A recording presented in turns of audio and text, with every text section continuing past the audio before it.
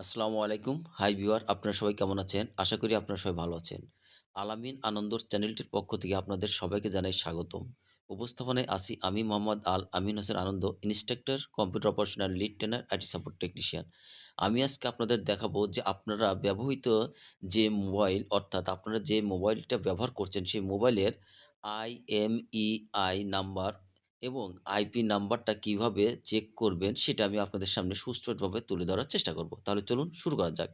এইজন্য আপনারা মোবাইলের দেখেন সেটিং আছে, সেটিং অপশনে চলে যাবেন। আমি সেটিং অপশনে চলে গেলাম। সেটিং অপশনে যাওয়ার পরে আপনি স্ক্রল করবেন, করার সময় দেখবেন যেখানে দেয়া আছে অ্যাবাউট ডিভাইসে, অ্যাবাউট ডিভাইসে চলে যাবেন। অ্যাবাউট ডিভাইসে যাওয়ার পরে আপনারা একটু নিচে চলে আসবেন। আসার পরে দেখবেন যে স্ট্যাটাসে, স্ট্যাটাসে ক্লিক করবেন।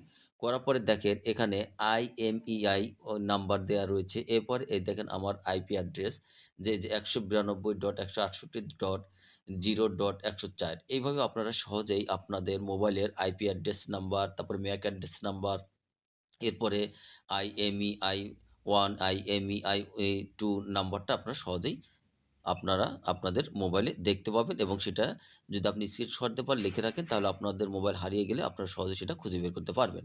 তাহলে আজকের কথা না বাড়িয়ে পরবর্তী টিউটোরিয়াল দেখার আমন্ত্রণ জানিয়ে আজকের মতো আমি বিদায় নিচ্ছি। আমি Mohammad Al Amin Hossain Anondo, instructor, computer operational lead trainer, IT support technician. আপনারা সবাই ভালো থাকুন, সুস্থ থাকুন। আল্লাহ হাফেজ।